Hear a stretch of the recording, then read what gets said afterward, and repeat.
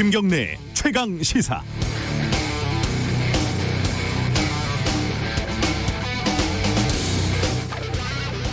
정의연이 현대중공업으로부터 받은 후원금 10억 원을 부실하게 운영했던 것은 변명의 여지가 없어 보입니다. 안성 쉼터의 처음과 끝을 보면 쉽게 말해서 비싸게 사서 싸게 판 거고 소중한 후원금 3억 원 정도를 결과적으로 허투루 날린 거죠. 어려운 여건에서 10억이라는 거금이 후원금으로 들어왔는데 이렇게밖에 운영을 못했나 안타깝기도 하고 능력에 의심이 들기도 합니다. 남은 문제도 많습니다. 조금 쉬운 문제로는 쉼터가 위안부 피해자와 관련 없이 사실상 펜션으로 사용됐다는 의혹, 정의연은 부인하고 있습니다. 이건 사용 내역을 공개하면 어렵지 않게 해결될 문제죠. 조금 어려운 문제는요, 당초 마포에서 멀리 안성으로 센터 부지를 옮긴 이유는 뭘까? 정의연이 안성 건물을 매입한 사람들과 어떤 관계일까? 시가보다 비싸게 매입한 것은 단순히 사기를 당한 건가? 뭔가 다른 이유가 있었던 건가? 이 사람들을 소개해준 이규민 민주당 당선인은 거래에서 어떤 역할을 한 건가? 이건 명확한 자료가 있는 것도 아니고 자료가 일부 있어도 서로의 해석과 주장이 다를 겁니다. 안타깝게도 정의연 논란은 공방과 소통 이런 것만으로 마무리되기에는 힘든 상황까지 온 것 같습니다. 하지만 그 전에 정의연도 할 수 있는 최선을 다해서 해명하고 설명을 해야 될 겁니다. 자칫 30년 위안부 피해자 활동 전체가 부정되는 참담한 상황이 될 수도 있다는 위기감, 책임감을 정의연은 가져야 할 때인 것 같습니다. 5월 18일 월요일 김경래 최강시사 시작합니다.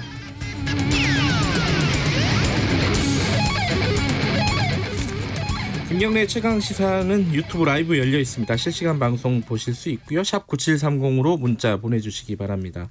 짧은 문자는 50원, 긴 문자는 100원이고요. 스마트폰 콩 이용하시면 무료로 참여하실 수 있습니다. 오늘 1부에서는요. 오늘 5.18 민주화운동 40주년입니다. 아직도 북한군이 개입됐다는 둥 이런 얘기하는 사람들이 있습니다. 여기에 대한 또 어떤 반박 근거를 갖고 온 분입니다. 뉴스타파 한상진 기자와 함께 일본 외무성 문서를 통해서 북한 개입설의 진상을 한번 살펴보겠습니다. 2부에서는 정치의 품격 박지원 의원 만나보고요. 3부에서는 5.18 민주화 운동과 관련 있는 분들의 목소리를 담은 미니 다큐멘터리 보내드립니다.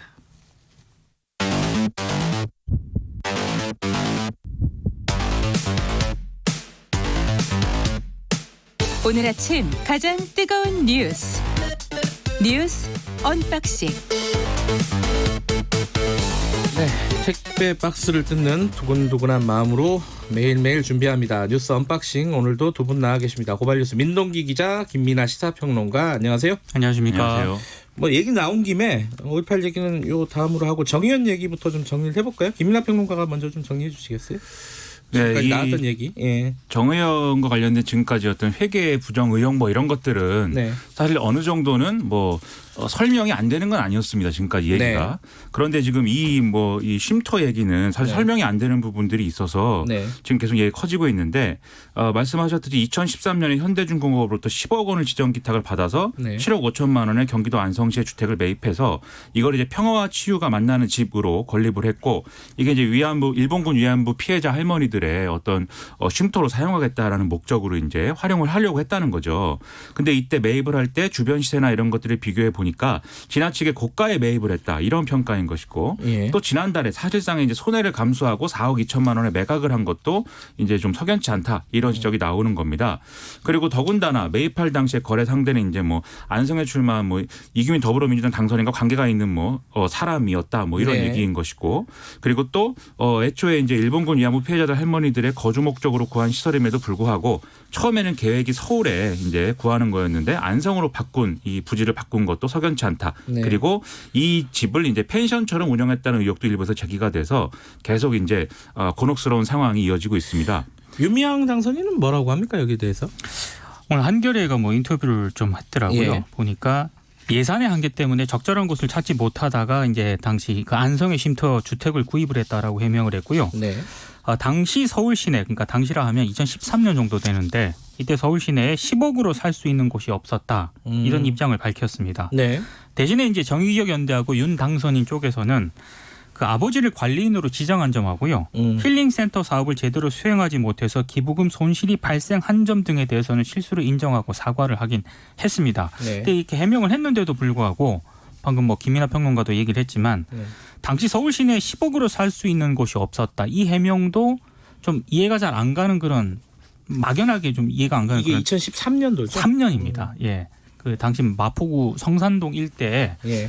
10억으로 살 수 있는 곳이 없었다라는 입장에 대해서도 조금 이해가 안 간다라고 하는 그런 지적도 있고요. 네. 그리고 다 지금 지인으로 얽혀져 있지 않습니까? 네. 이런 부분에 대해서도 좀 납득이 제대로 되지 않는다라는 그런 비판이 나오고 있습니다. 그 사들이는 과정에서 여러 명들이 지금 얽혀져 있는 거죠. 그렇죠. 이게 이제 백보양보해서 뭐 단독주택이고 또 이제 일본군 위안부 피해자 할머니들이 기거를 하셔야 된다는 목적을 이제 충족시키는 주택이 이제 많지 않았다라고는 볼 수도 있겠습니다. 서울에. 서울, 그렇죠. 서울에 예. 뭐 중요한 어떤 여러 가지 아파트도 있고 여러 가지 뭐 매물들이 있었을 수는 있겠지만 네. 목적에 맞는 게 없었을 수는 있는데 그게 왜 하필 이제 안성인 거냐. 그리고 이 안성에 이렇게 좀 한 다리 건너서 아는 사람이 좀 이런 건축이나 이런 데 개입을 했던 그 직접 지었던 그런 건물을 왜 매입한 거냐. 그리고 그거를 하필이면 비싸게 시세보다 비싸게 산 이유가 뭐냐. 이거에 대해서는 논란이 많은 건데 우리가 뭐 이 상황을 이해할 수 있는 방법은 첫 번째로 뭐 어쨌든 이 이제 그 건립 사업을 대단히 안이하고 그다음에 좀 뭐라 할까요? 제대로 하지 못한 것은 이제 사실인 거죠. 그건 부정할 수 없는 사실인데 그런 차원에서 이제 이루어진 일인지 아니면 두 번째로 서두에 말씀하셨듯이 윤미향 당선인과 정의연 당시에 정대협이죠. 사기를 당했다라는 것인지 이 비싼 값에 판매한 사람에게 네. 잘 모르고 그래서 사기를 당한 것인지 아니면 세 번째 가장 이제 안 좋은 이제 가능성인데 일부 보수 언론들이 보도하는 것처럼 서로 아는 사람들끼리 예를 들면 비자금을 만든다거나 이런 서로 이제 나눠 갖기 위해서 무슨 뭐 어떤 공작을 했다는 것인지 이런 것들이 계속 의혹이 계속 불거지고 있는 상황으로 갈 수밖에 없는 이 조건이 된 겁니다. 네, 인터뷰라든가 윤미향 당선자가 해명한 내용을 보면은 당시에는 그렇게 뭐 인테리어 비용이라든가 이런 게 있었다라고 1억 정도 들었다는 거죠. 그렇습니다. 예. 그래서 비싸다고 생각하지 않았다라고 해명을 하긴 했는데요. 이 해명에 대해서 이게 충분히 뭐 납득되는 그런 해명은 아니다라는 그런 지적이 있습니다. 지금 그러니까 아버님 그러니까 윤미향 당선인의 부친에게 월급을 줬다는 건 사실 이게 월급이 소액이고 이래서 이게 중요한 문제로 취급되지는 않는 것 같아요.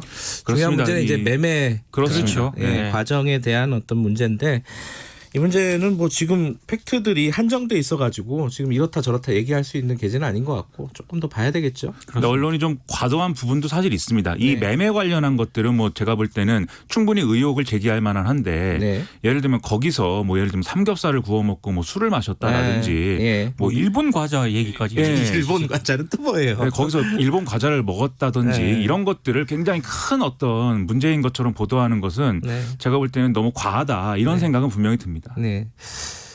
사실상 뭐 주변 인터뷰나 보면은 이 그 쉼터 자체가 운영이 최근에는 많이 안 됐다는 그렇습니다. 거잖아요. 매각을 한 이유도 그거고요. 네. 그렇죠. 원래 목적대로 위안부 할머니 이제 그 일본군 위안부 피해자 할머니들이 거주를 해야 되는 상황이어야 되는데 그런 조건이 마련되지 않았고 2015년에 한일 위안부 합의가 이루어지면서 서울에서 이제 중심으로 하는 활동들이 더 많아졌기 때문에 목적을 달성할 수가 없었고 그런 상황에서 더 이상 이제 사업 지속이 어렵다고 판단해서 2016년부터 팔려고 했는데 팔리지 않아서 그러면 연구나 뭐 세미나 목적으로 쓸까 했으나 그것도 뭐 여의치 않아서 결국 이제 최근에 팔게 됐다 이런 해명이었습니다. 화장장 그 얘기가 뭐 들어선다는 얘기 수목장 때문에 옆에 사업을 그렇습니다. 진행하고 있어서 그것 때문에 좀 가격이 제대로 진행이 안 됐다라는 얘기도 있고요.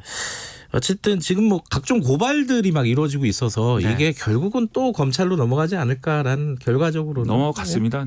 누가 고발을 했기 때문에 그렇게 일이 진행이 될 것 같습니다. 좀 정해진 수순이죠.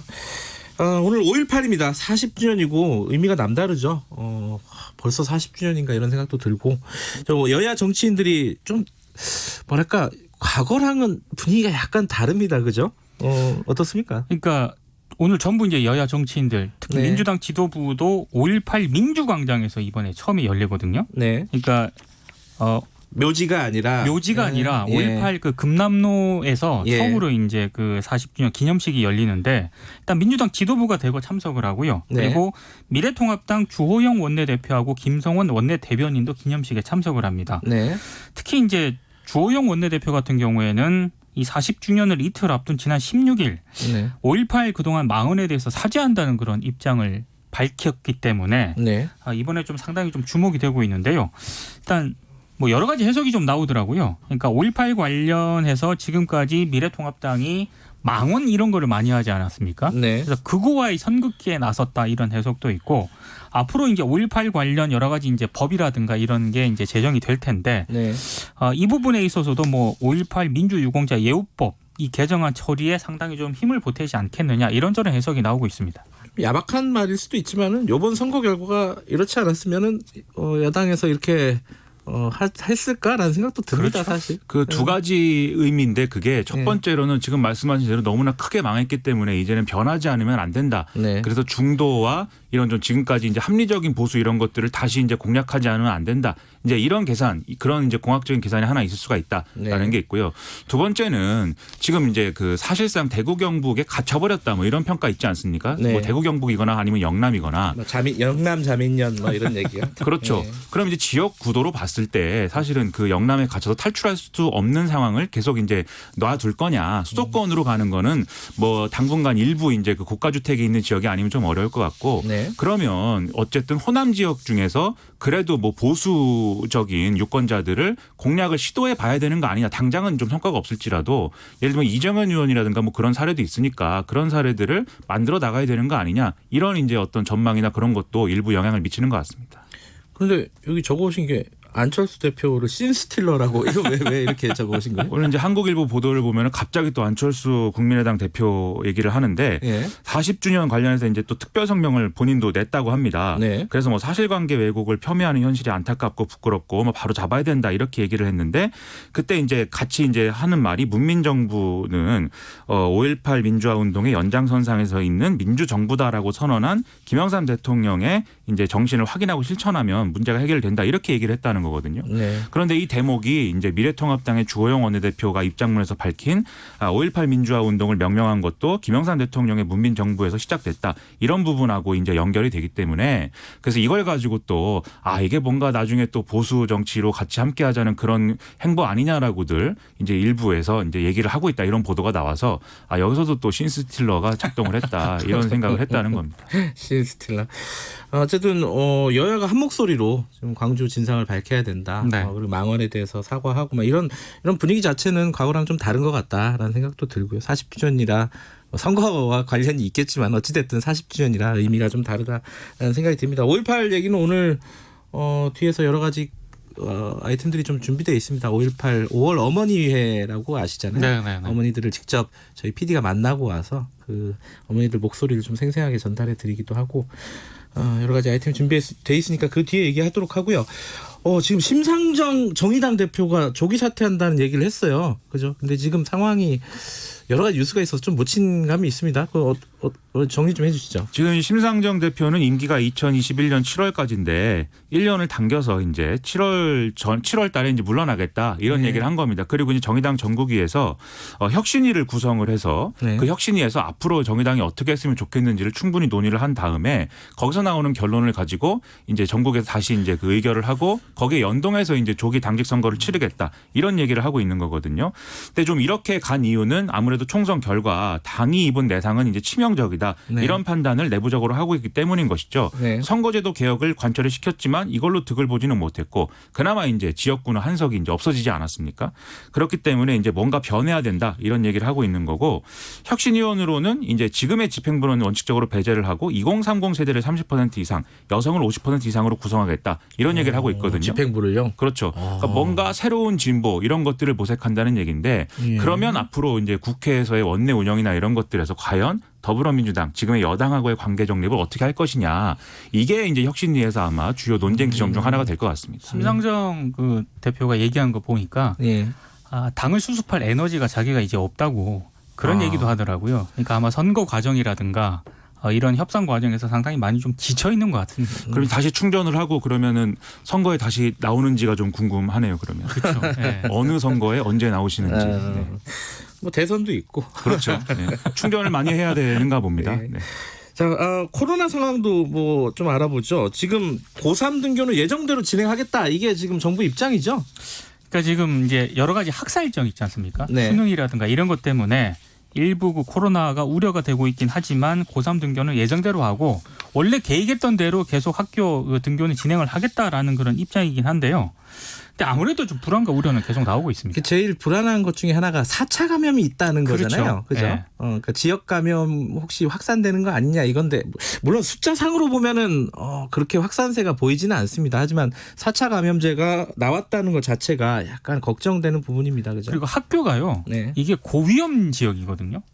학생들이 모여 있고 이러다 보니까 이제 혹시나 그렇죠. 하는 그런 우려가 계속 나오고 그리고 있는 것 같습니다. 감염원이 여러 가지가 이제 좀 유발돼서 예를 들면 학교 선생님, 교사들도 그렇죠. 뭐 예를 들면은 이태원에 가서 뭐 확진된 사람이 있다 이런 얘기도 있고 학원 강사가 뭐 자신의 어떤 신분을 감추고 또 여러 명을 뭐 감염시켰다 이런 얘기도 있고 일부 학생들이 또 이태원에 갔었다 이런 얘기도 있고 이런 것들이 다 학교로 모일 거다 이런 이제 공포감이 있다 보니까 지금 고3들이 과연 등교하는 게 이게 현실로 받아들일 수 있는 것인가 이런 고민들을 많이 하는 거죠 이제.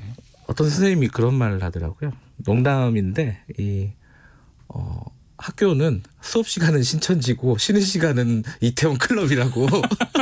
거의 뭐 이게 되게 불안한 거예요. 선생님들도 불안하고 학부모님들도 불안한데 만약 계약을 하게 되면은 어찌됐든 이 불안감을 해소시킬 수 있을 만한 대책들, 방안들을 구체적으로 정부가 좀 내놓고 학부모들, 선생님들, 학생들 안심할 수 있게끔 했으면 좋겠습니다. 쉽지 않은 일이긴 해요. 그렇습니다. 오늘 여기까지 듣죠. 고맙습니다. 고맙습니다. 뉴스 언박싱 고발뉴스 민동기 기자 김민아 시사평론가였습니다. 김경래의 최강 시사 듣고 계신 지금 시각은 7시 37분 향해 가고 있습니다. 출근길 날씨 정보입니다. 우산을 꼭 챙겨 나가시기 바랍니다. 지금 서울과 경기도 곳곳에 내리는 비는 차츰 전국으로 확대되겠습니다. 이번 비는 서울 등 중북부 지방에 집중되겠고 일부 지역에는 벼락과 돌풍을 동반해 시간당 30mm가 넘는 강한 비가 쏟아지겠습니다. 또 대기가 매우 불안정해서 중부지방과 경북 내륙에는 우박이 떨어지는 곳도 있을 전망입니다. 지금 곳곳에 안개가 껴있고 습도가 높은데 한낮 기온도 25도 안팎까지 오르는 곳이 많아 덥겠습니다. 오늘 낮 기온 대구 24도, 광주 25도, 서울 27도가 예상됩니다. 현재 서울의 기온은 18.5도입니다. 날씨 정보 송소진입니다. 이어서 이 시각 교통 상황을 KBS 교통정보센터 오수미 씨가 전해드립니다. 네, 이 시각 교통정보입니다. 오늘 아침 비가 내리면서 출근길 정체도 더 극심한 상황인데요. 먼저 경부고속도로 서울 쪽은 죽전 휴게소 부근에서 있었던 사고 여파도 남아 수원부터 죽전 휴게소까지만 11km나 밀리고요. 다시 금토분기점에서 반포까지도 12km로 긴 구간에서 밀리고 있어 시간이 꽤 오래 걸립니다. 용인 서울 간 고속도로 서울 백면도 서수지부터 서판교까지 7km가량 정체입니다. 영동고속도로 강릉 쪽으로는 영동선 시점부터 월곶, 반월터널에서 부곡까지 답답하고요. 인천 백면은 안산에서 서안산까지만 상습 정체 구간 자리하고 있습니다. 지금까지 KBS 교통정보센터였습니다. 최강 시사.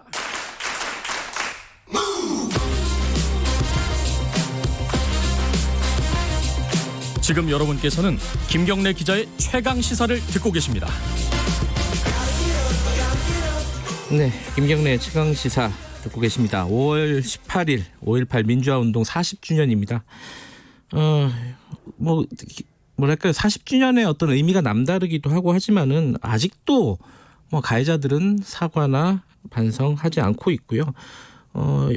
오히려 이게 북한군이 개입한 거 아니냐 이런 어떤 망언들을 계속해서 쏟아내고 있습니다. 그중에 대표적인 사람이 전두환 씨죠. 전두환 씨는 회고록을 통해서 북한군 개입설을 제기를 했고 이 부분에 대한 여러 가지 팩트들 이게 없는 사실이 있다고 하는데 이게 없다고 다시 증명하는 건 굉장히 어려운 일입니다. 사실 그렇잖아요. 이거 뭔가 없는 걸 어떻게 증명을 합니까, 그죠?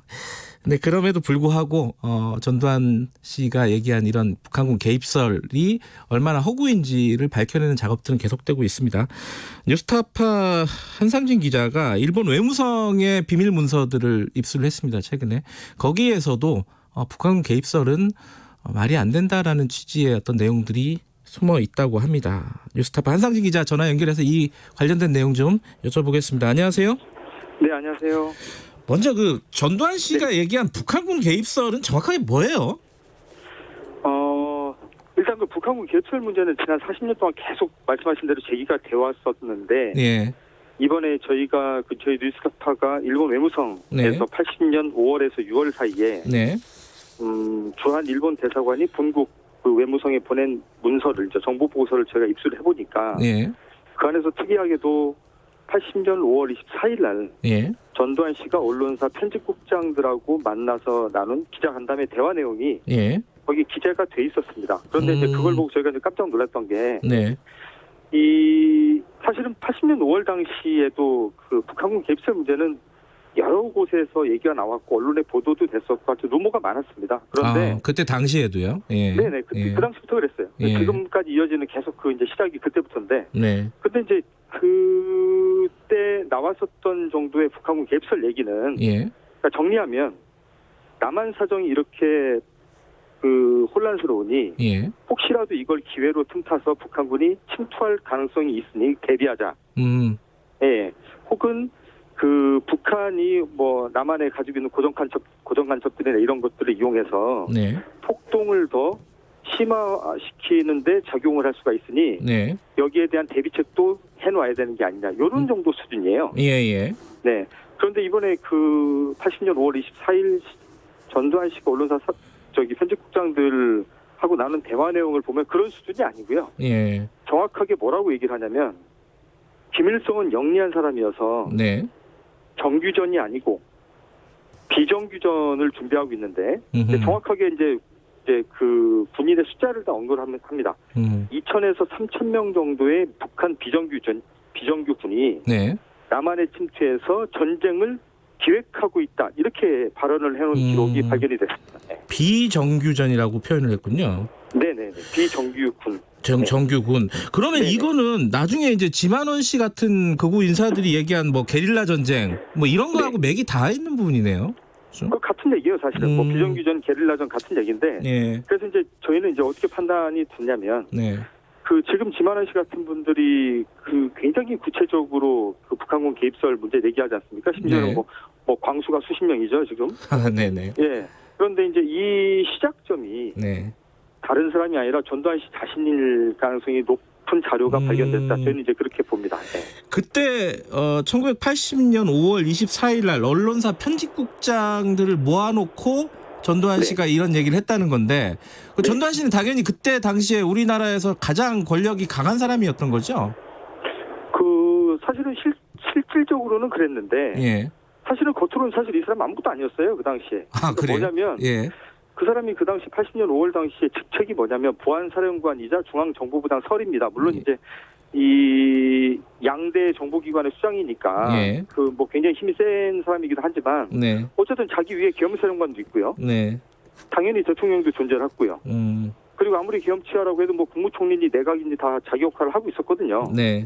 그러니까 쉽게 말하면 지금으로 말하면 국정원장 같은 사람이 언론사 기자들을 편집국장들을 만나가지고 뭐 이런저런 얘기를 하고 작전 계획을 얘기하고 뭐 이랬다 얘기를 하면 이해가 잘 안 되잖아요. 근데 그런 상황입니다. 일본에서 이런 그 전두환 당시 보안사령관이 뭐 편집국장들 만나갖고 얘기했다 이런 거 시시콜콜한 것까지 어떻게 알았을까요?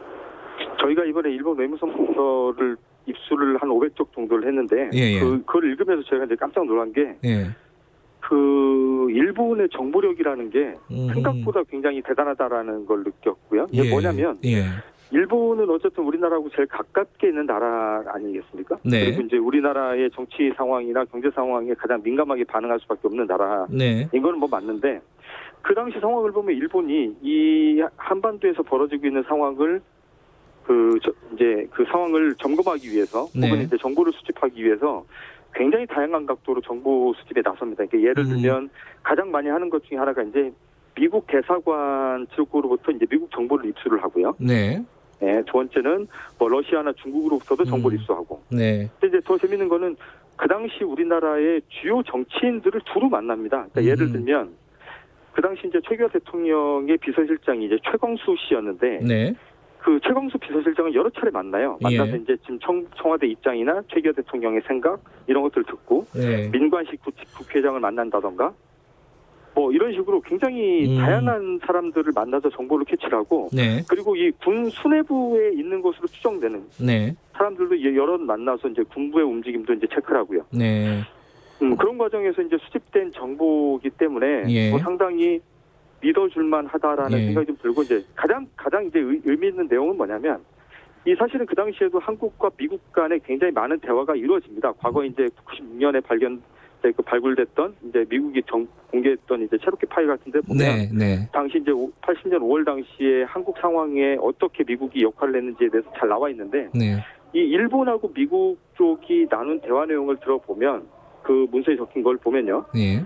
미국과 일본이 이 둘 다 이제 제3자잖아요. 그러니까 네. 이제 우리나라 상황에 대해서 굉장히 속내를 많이 털어놓습니다. 그러니까 지금의 한국 상황 그리고 군부의 움직임 이런데 솔직히 말을 하면 우리 미국은 이런 입장이고 이런 게 사실 곧 괴롭다. 네. 그리고 뭐 일본도 우리도 마찬가지 생각이다. 뭐 네. 우리 입장은 뭐 이렇다. 이런 얘기를 사실은 지금까지 이 5.18 광주와 관련돼 가지고 많은 외국 문서들이나 국내 네. 문서들이 발굴이 됐지만 네. 이렇게 속마음을 담은 그 이제 속살을 볼 수 있는 그런 문서는 흔치 않았다. 이렇게 생각을 합니다. 그러니까 일본에서는 이게 기밀로 분류된 문서였다는 거잖아요, 그죠? 네, 그렇습니다. 예. 근데 이렇게 중요한 문서가 왜 지금까지 네. 40년이 지날 때까지 공개나 이런 것들이 안 됐던 거죠?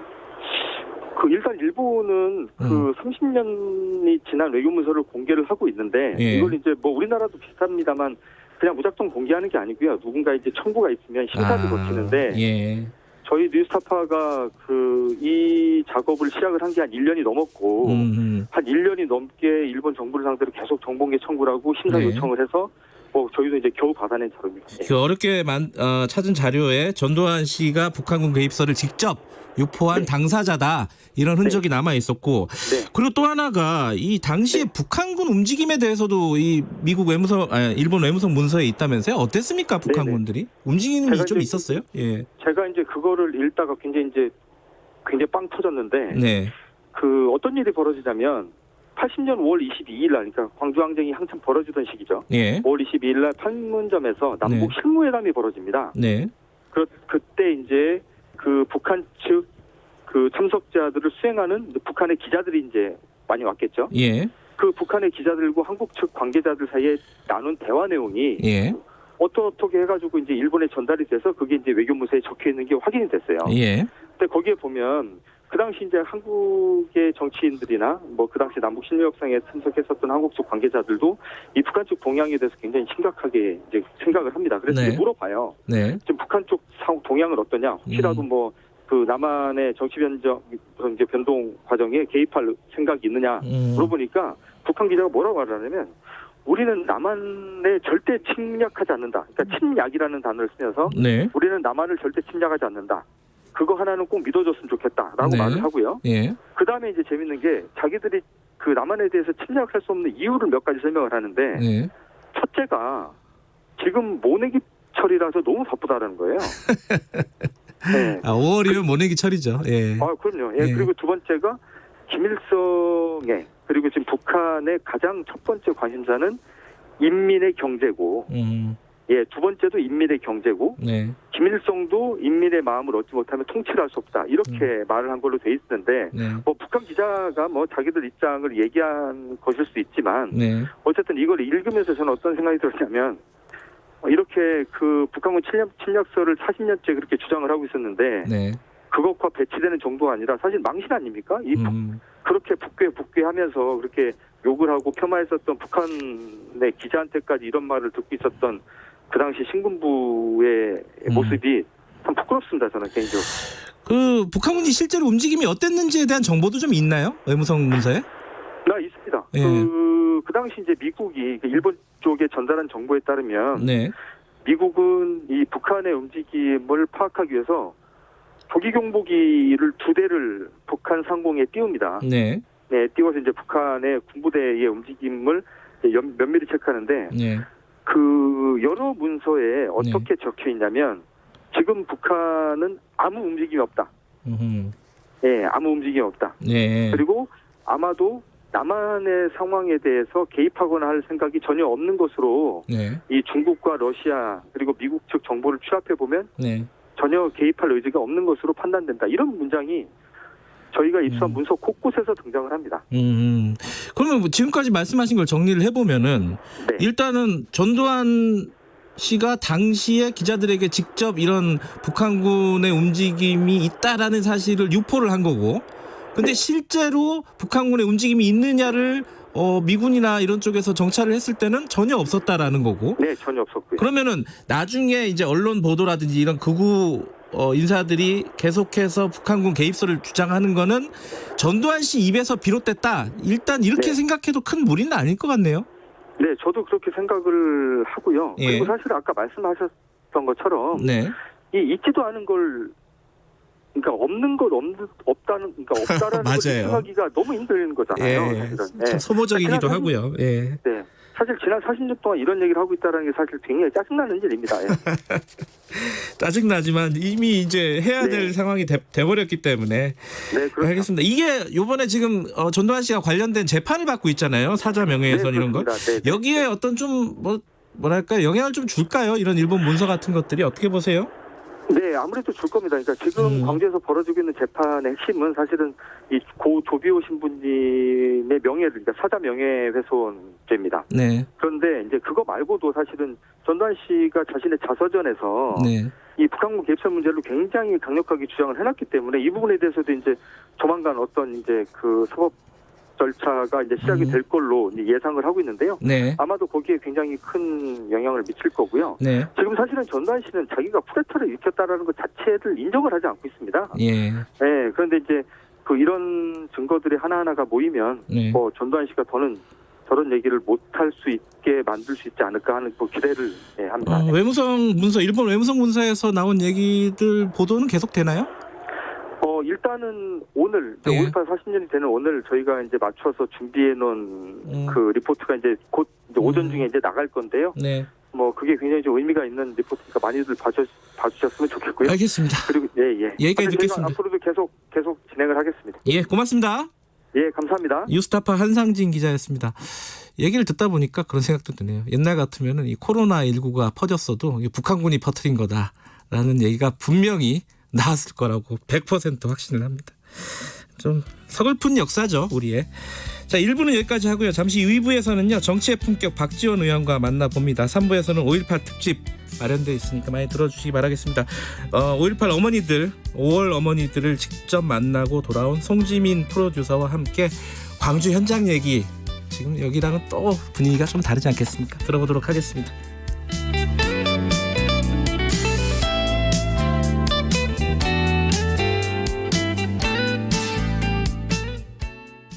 5월은 종합소득세와 개인지방소득세 신고 납부의 달입니다.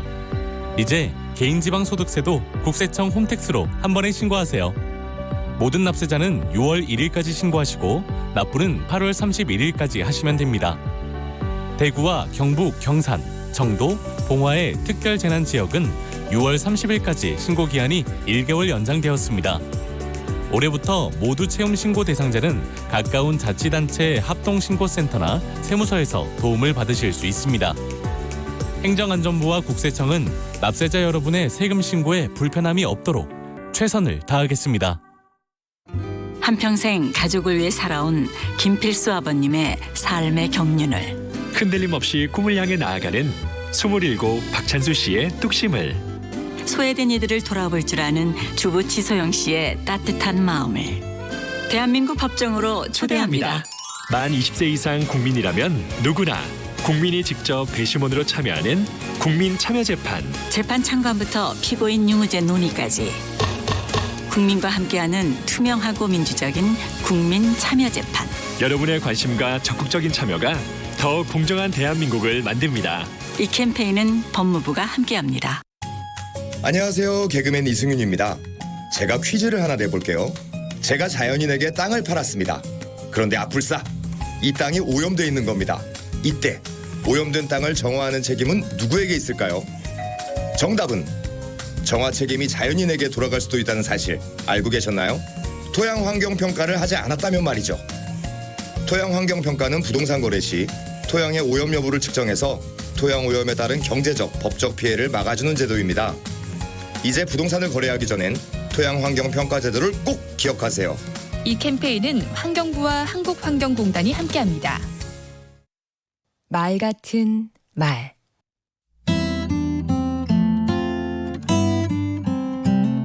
안녕하세요. 강원국입니다. 얼마 전 아내 친구에게 이런 말을 들었습니다.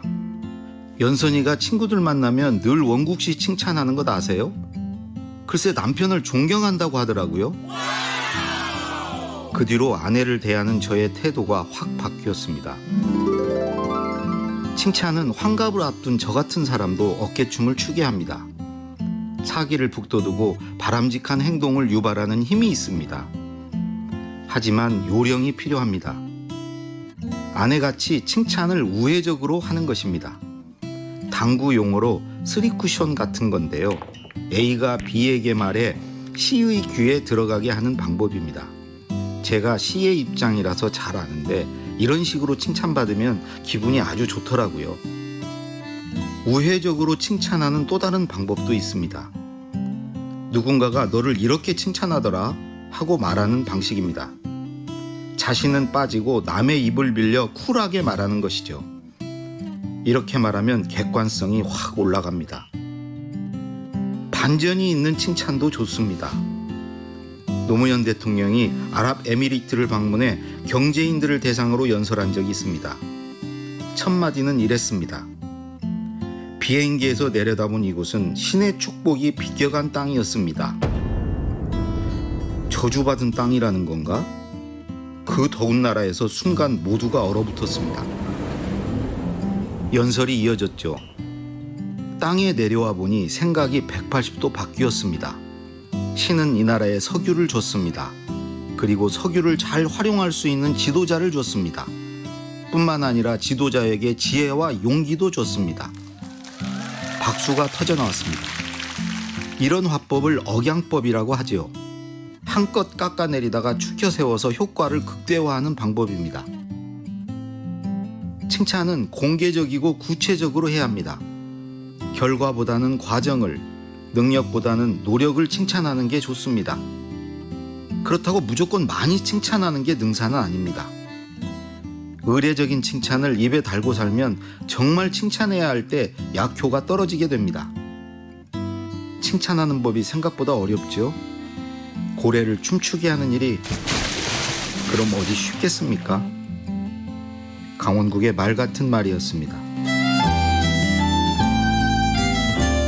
칭찬할 때만큼은 투수가 되어보세요. 직구보단 변화구가 더 멋집니다.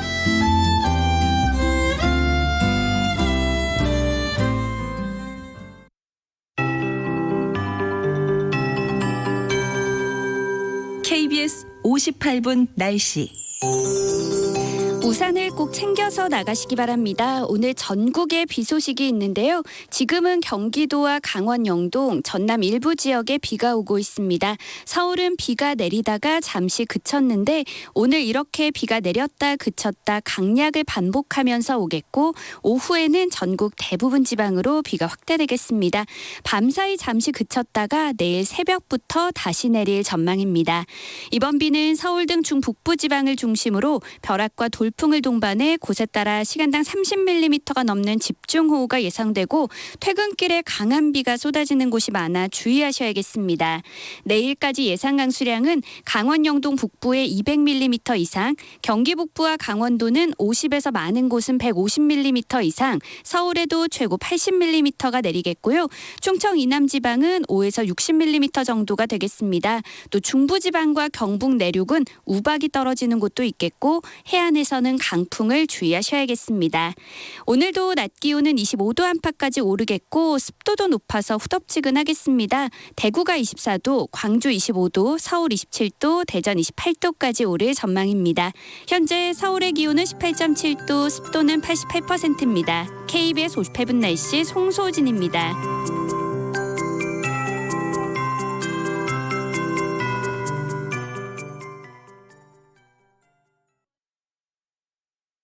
정성을 다하는 국민의 방송 KBS가 8시를 알려드립니다.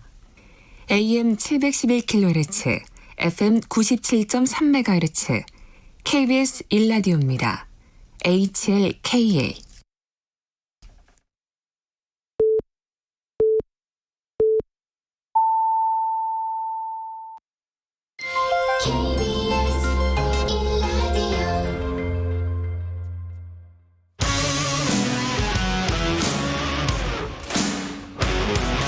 탐사보도 전문 기자 김경래 최강 시사.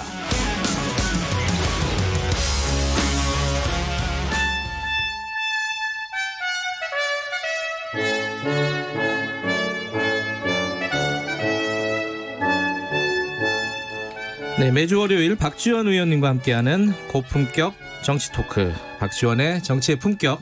오늘도 민생당의 박지원 의원 나와 계십니다. 안녕하세요. 네, 오늘이 5.18 40주년. 네, 그 얘기부터 끝내시는군요. 당연합니다. 요번에 이제 5.18 분위기는 좀 많이 다르더라고요. 야당들도 한 목소리로 과거 진상규명해야 된다, 뭐 이런 얘기를 하고 있고, 그래서 조금 뭐 생각이 남다르실 것 같아요. 소희가 어떠세요? 그렇죠. 작년 39주년 때 제가 40주년은 똑같은 39년처럼 보내지 말자 했는데 총선 결과 네. 통합민주당이 180석을 차지하니까 이제 국회 입법권이 다 보장되잖아요. 네. 그리고 때를 맞춰서 5.18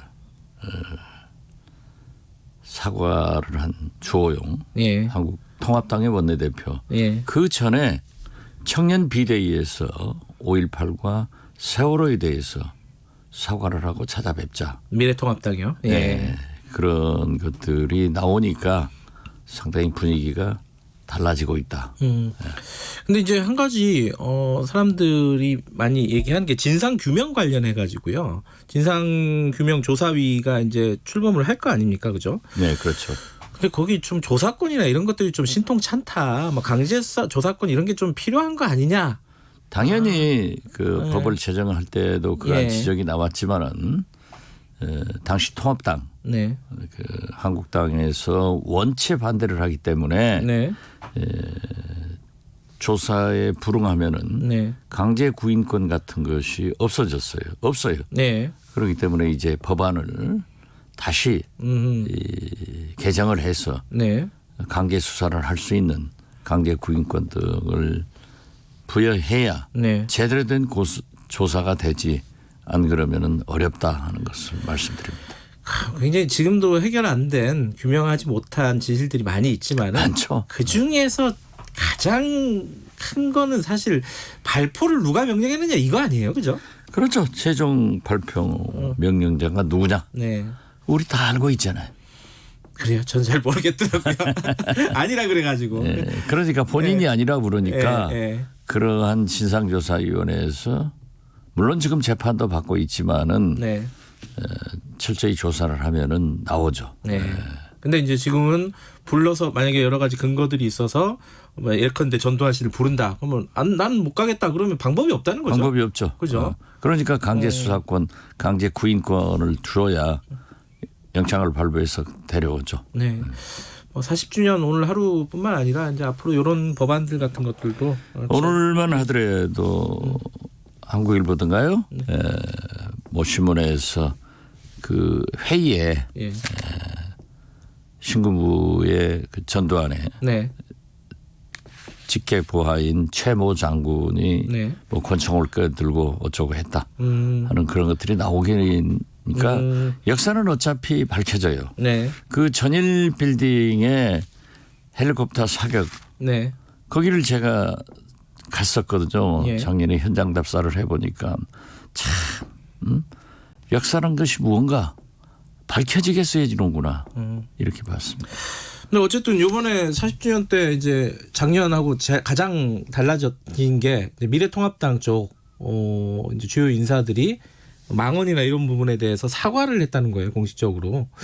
근데 이 부분은 뭐 어떻게 평가하십니까? 뭐 총선에 졌으니까 뭐 그러는 거 아니냐, 좀 야박하게 생각하시는 분들도 있고 뭐 평가를 좀 해야 된다는 생각도 있으실 것 같은데 어떻게 보세요?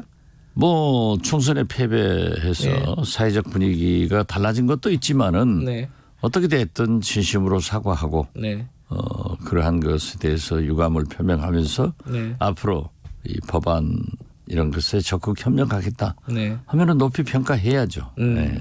근데 이제 미래통합당 얘기 이제 나왔으니까 계속 한 말씀만 더 여쭤보면은 사실은 이제 연장선입니다. 이 5.18 망언에 대한 사과도 마찬가지고 보수 정치를 어떻게 재건할 건가 이런 토론회 같은 걸 막 하는데 저는 개인적으로 좀 좀 딱하더라고요. 왜냐하면 진중권 전 교수가 나와가지고 뭐 통합당에는 뇌가 없다. 뭐 이런 얘기를 하는데 그 얘기를 또 통합당 사람들이 듣고 있잖아요. 참 이게 좀 딱한 광경이다 서로 간에 그런 느낌이 들더라고요. 어떻게 보셨어요 그 장면들은? 저는 통합당이 그래도 네. 뇌가 없어도 뇌가 있으려고 노력하는구나. 사실 저희도 이렇게 보면은 선거에 네. 참패를 했을 경우에는 네. 반대 진영의 인사들을 초청해서 네. 그러한 토론회 같은 것을 합니다. 네. 그분들의 눈에 우리가 어떻게 비쳤는가. 그래서 저는 그분들이 진중권 교수를 초청해서 네. 그러한 적나라한 얘기를 들을 수 있는 분위기가 됐구나. 예, 그렇게 보았습니다. 고무적으로 보셨군요. 그렇게 해서 느껴야죠. 예. 느껴가지고 보수 세력을 다시 이렇게 재건하고 이렇게 추스려 나갈 수 있겠습니까? 지금 상황이 어떻게 그렇게 하려면 뭐가 더 필요하다고 보세요? 미래통합당 쪽에? 지금 우선 반성도 뼈저리게 하지 않고 네.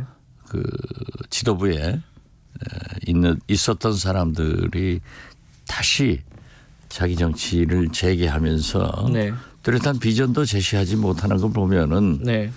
뭐 거기서 거기겠구나. 50보 100보 아닌가 그렇게 봅니다. 아직 좀 유보적이시네요. 그렇죠. 지금 통합당의 변화가 뭐가 있습니까? 황교안 전 대표는 패배하고 사퇴하고 네. 다시 종로에서 꿈틀거리면서 재개를 하려고 하는 것은 뭐 정치인은 누구나 재개하려고 하죠. 네. 그렇지만은 너무 빠르지 않냐. 또 실제로 거기에 대한 책임을 통감한 것이 한 달도 못 돼서 재개냐. 네. 그렇게 볼 때는 좀 빠르죠. 좀 빠르다. 그러니까 반성의 시간을 좀 더 가져야 된다 이런 말씀이신 건가요? 반성하고 어떤 참여하는 모습을 국민들한테 보여야 진정성이 보이지 뭐 한 달도 못해서 아무런 일이 없던 것처럼 나서는 것은 바람직하겠어요. 근데 최근에 미래통합당하고 미래한국당 위성정당이요. 뭐 말들이 좀 있었는데 결국 합당하기로는 했어요. 합당하기로 선언해놓고 꼼수를 부리는 것이 더 나빠요. 어떤 거 말씀하시는 거예요? 지금 현재 합당은 하겠다. 네. 이렇게 해놓고 뭐 여러 가지 문제를 제기하고 있지 않습니까? 이런 것은 제가 볼 때는 공수처 때까지 네. 이 상태를 통합하지 않고 그 상태를 기다려 보려고 하는 것 아닌가 저는 그렇게 봅니다. 시간을 보려고 하는 거죠. 아 그래요? 그러니까 주호영 대표는 당장에 하자. 원유철 대표는 뭐 당대당 하자. 심지어 뭐 당명을 미래한국당으로 하자 등 이거 받아들일 수 없는 생각할 수도 없는 것을 하잖아요.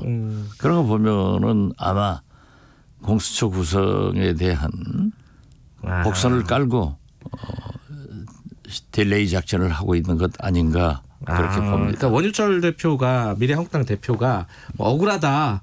뭐 이게 범 여권은 비례정당 많은데 우리는 없자 이게 합쳐버리면 없어지는 거 아니냐. 그렇죠. 뭐 이렇게 억울하다고 얘기한 게 말씀하신 것처럼 좀 시간을 버는 딜레이 작전으로 보시는 건가요? 저는 그렇게 보이대요. 그래요. 그래서 교섭단체도 구성을 할 수도 있다? 그렇죠. 아 그래요? 그러면 오히려 더 반성 안 하고 꼼수 쓰는 거 아니냐 이런 역할을 그러니까 볼 텐데. 지금 현재 통합당의 국민적 시각이 어떻게 비치느냐 이걸 보면은 지지도나 여러 가지로 나타나잖아요. 그래요.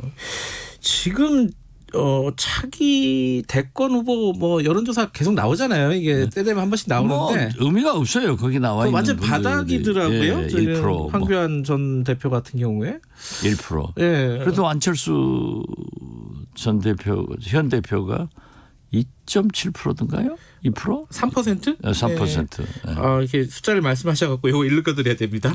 자, 한국갤럽이 지난 12일부터 14일 만 18세 이상 1,000명에게 전화 여론조사한 겁니다. 대통령감으로 누가 줬느냐고 물어본 거고 95% 신뢰 수준의 표본오차 플러스 마이너스 3.1%포인트입니다. 자세한 내용은 중앙선거 여론조사 12위를 참고하시기 바라겠습니다.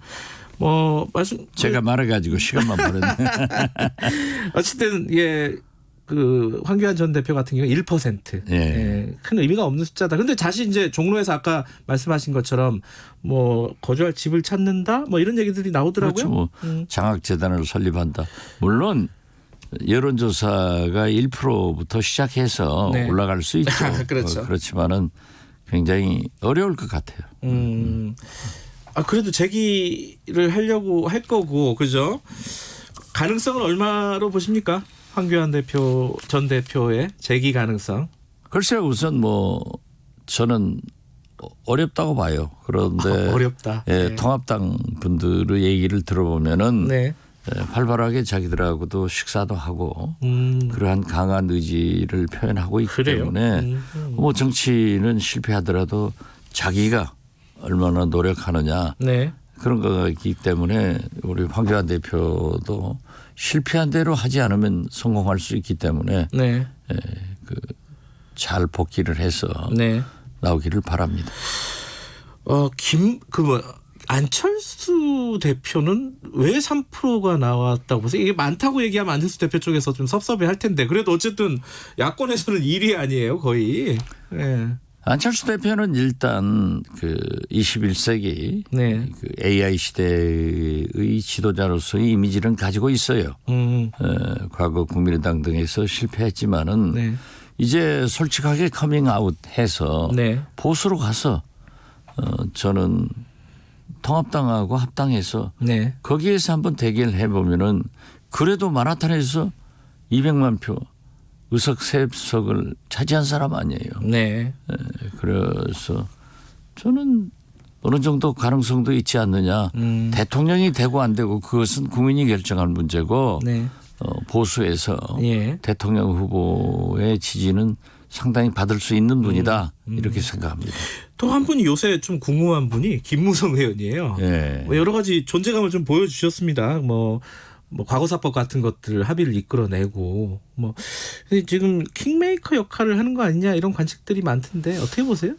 글쎄요. 저도 킹메이커 역할은 할 것이다. 그리고 사실 원체 보수 아니에요. 예. 그렇기 때문에 지금 현재 보수 세력이 지리멸렬하는 것을 보고 그래도 나도 나서야겠다. 그런 생각을 가질 거예요. 뭐 본인이 나설 가능성은 없을까요, 혹시? 뭐 그러지는 않을 것 같아요. 그래요? 예. 메이커로서의 역할만. 알겠습니다. 지금 이낙연 대표가 지금 전 총리 같은 경우에는 당권에 나올지 안 나올지 말들이 좀 있더라고요. 어떻게 예측하세요, 이 부분은? 이건 돗자리 한번 깔아드려야겠네요. 예. 저는 처음에는 나오리라고 봤어요. 예. 그런데 지금 대권을 꿈꾼다고 하는 예. 김부겸 의원도 당권 도전을 하지 않겠다. 바로 대권으로 가겠다. 네. 여기에다 김두관 의원 이번에 의미 있었지 않습니까? 김포에서 네. 대통령 고향 양산으로 가서 이제 당선됐는데 그분도 대권을 꿈꾸는 것으로 알고 있는데 네. 당권에 가지 않겠다. 등등 보면은 원체 신중하신 분이라 네. 여러 가지 생각을 하고 있을 겁니다. 네. 네. 뭐 딱 잘라서 말씀 안 해주시네요. 글쎄요. 저는 그래도 네. 나가야 된다. 당권에? 네. 네.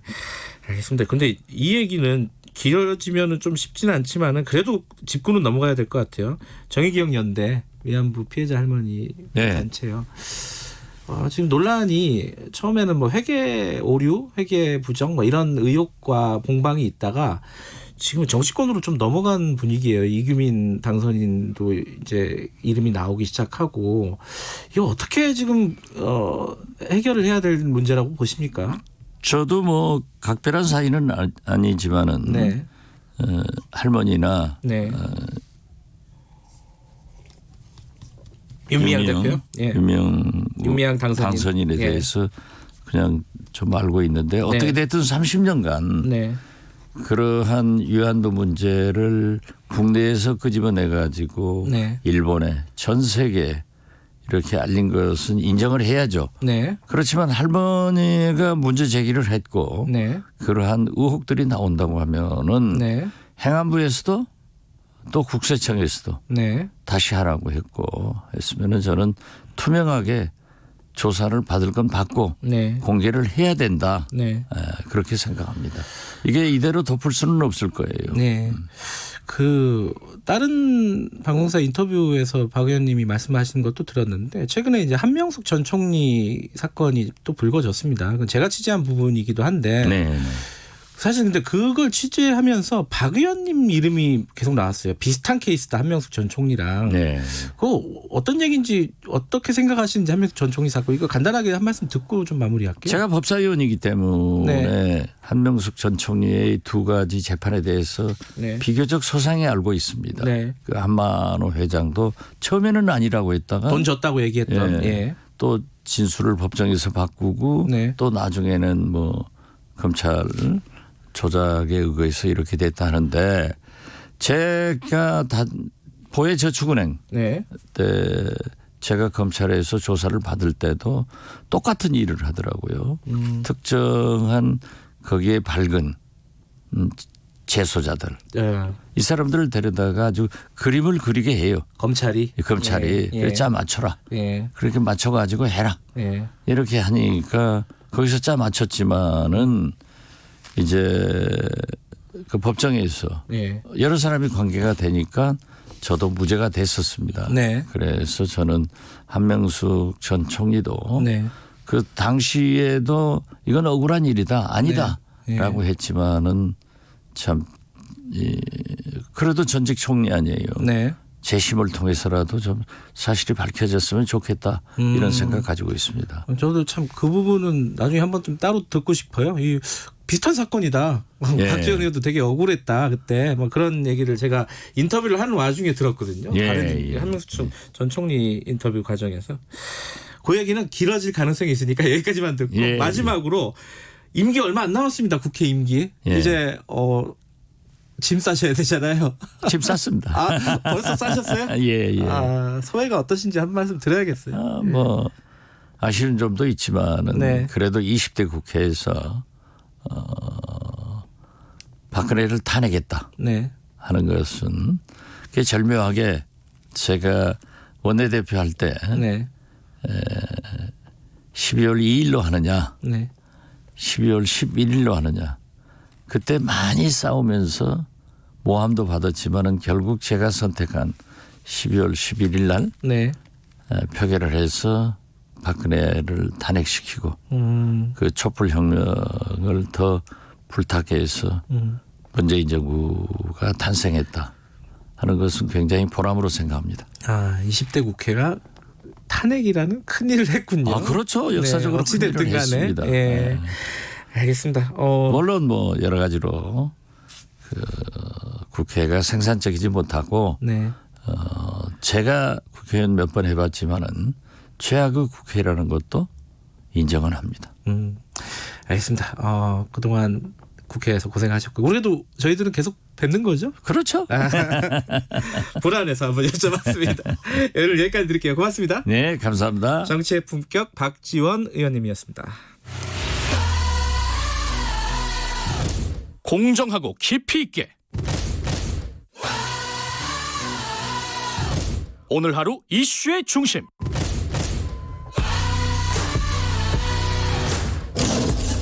김경래의 최강 시사.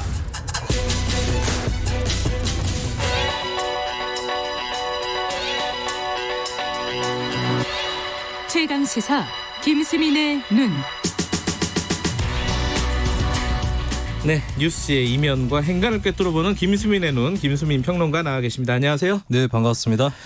오늘이 5.18 40주년이라서 김수민의 눈도 5.18 특집으로. 네. 어떤 내용입니까? 5.18 노래 특집을 준비해봤습니다. 노래 특집. 네. 김수민의 귀라고 볼 수 있겠죠. 5.18 하면은 임을 위한 행진곡, 5월의 노래 이런 그렇죠. 노래들이 있는데 뭐 예를 들어서 또 뭐 정태춘 씨나 안치환 씨 노래도 네. 있겠고 근데 5.18 노래 중에 이 노래도 있었나 싶은 곡들을 준비를 해봤습니다. 생각을 해보면 그게 당연한 거예요. 그때 당시 엄청난 사건이었고 그게 네. 많은 노래나 대중예술의 소재가 당연히 됐을 법도 한데 검열이나 이런 것들 때문에 네. 이게 잘 모르는 거잖아요. 그렇습니다. 어떤 노래가 있습니까?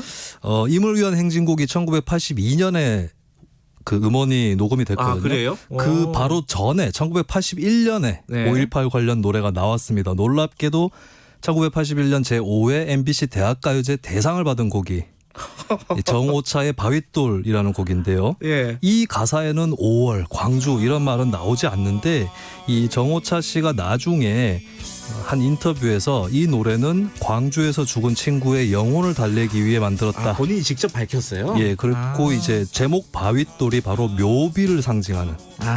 네. 지금 나오는 노래인데 아마 제 나이 정도까지는 김수민 평론가도 잘 아시는 노래예요, 이거? 제가 태어나기 바로 전에 나온 노래라서. 이게 네. 되게 유명한 노래인데 이게 5.18를 다룬 네. 이거 몰랐어요, 이 부분은. 이게 정권 입장에서는 크게 한 방을 먹은 게 대학가요제를 통해서 학생들이 적당히 좀 순치가 되고 예. 대중음악적으로 눈길을 좀 돌렸으면 하는 게 정권의 바람이었을 텐데 대학가요제 대상에 5.18을 다룬 노래가 등극해버렸다는 겁니다. 물론 이거 그때는 이제 은유적으로 네. 그죠? 검열을 피해서 한 거지만은 대학생들이 살아 있었네요 그때. 근데 사실은 바윗돌이라고 하셨는데 바위섬도 네.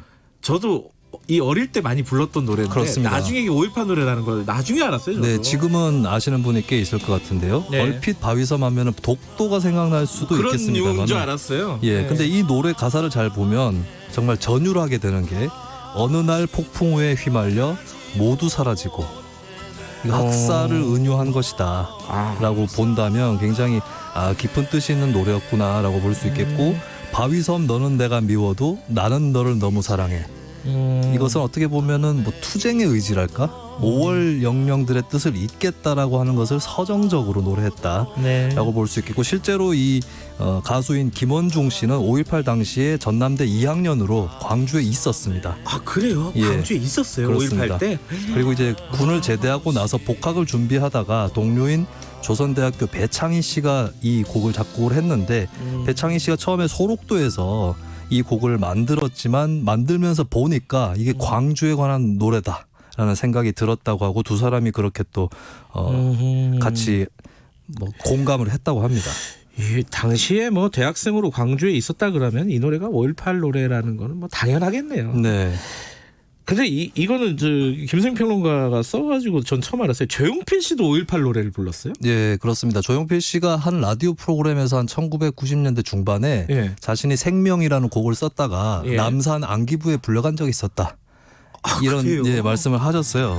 이 생명이란 곡은 1982년에 나왔던 4집에 수록된 곡인데 예. 하필이면 또 조용필 씨가 김지아 시인하고도 인연이 있습니다. 그래요. 김지아 시인이 주로 생명사상 이런 그렇죠. 얘기를 했기 때문에 이 생명이라는 제목이 더 뜻깊게 다가오는데 전옥숙 씨 작사가가 이 노랫말을 지었고 이분은 참고로 홍상수 감독의 모친이기도 합니다.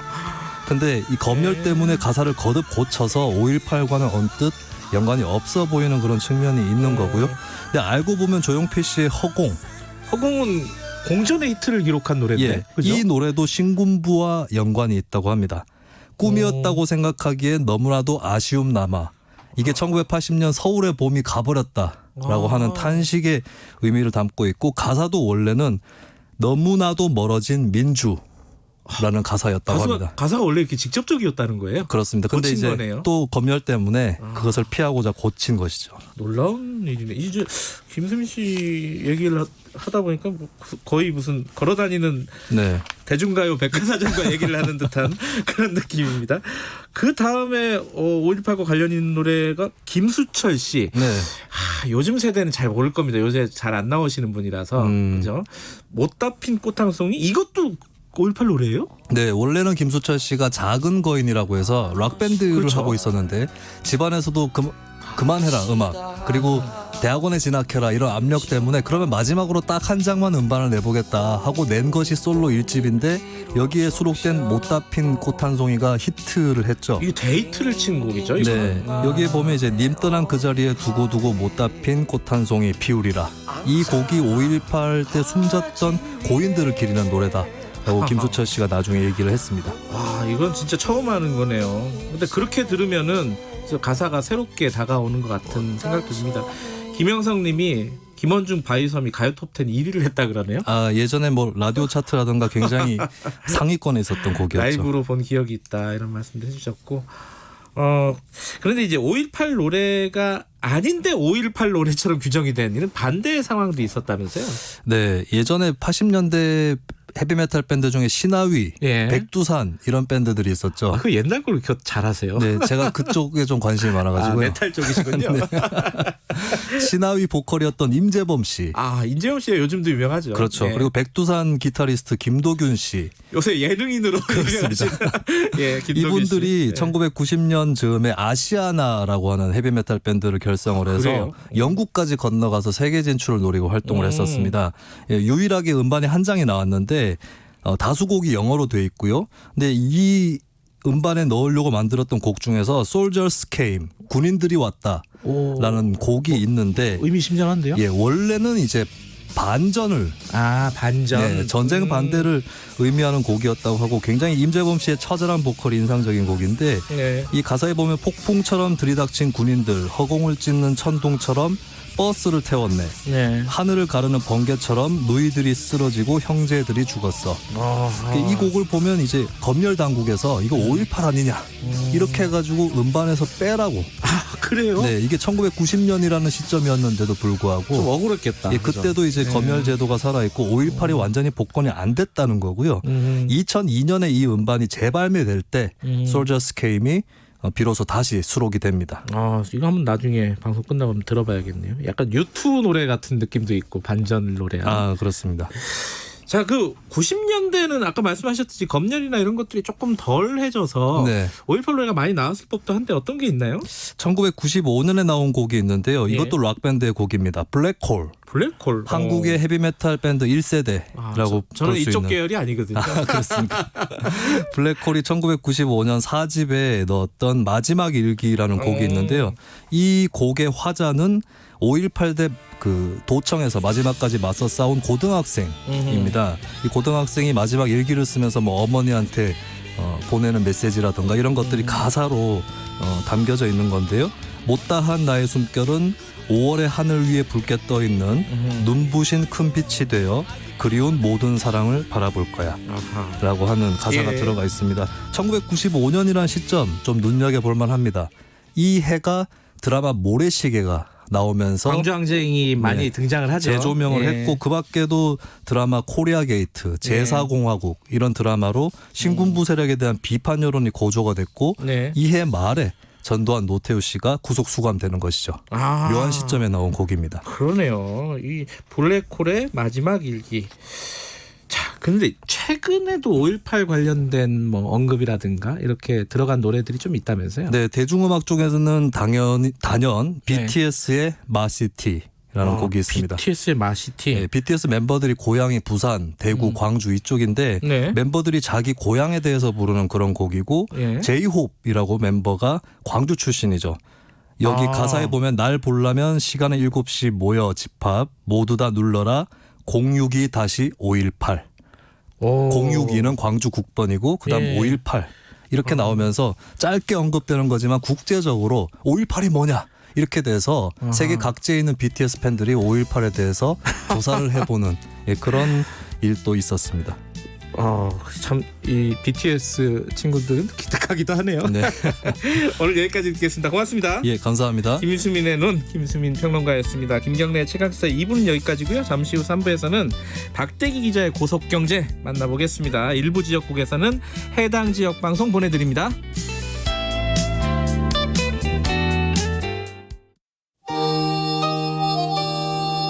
시사에도 의리가 있다. 강호의 의리가 땅에 떨어졌다.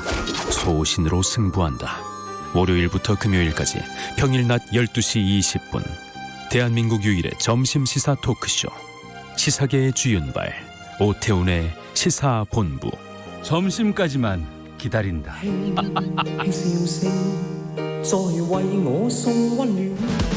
요즘 저널리즘 비평계의 아이돌이라고 사람들 언론 비평계의 아이돌? 진짜 너무 똑똑해.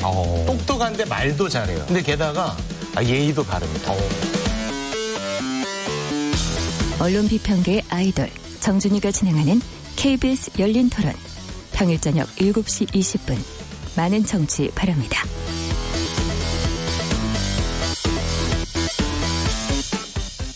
지금 시각은 8시 30분입니다. KBS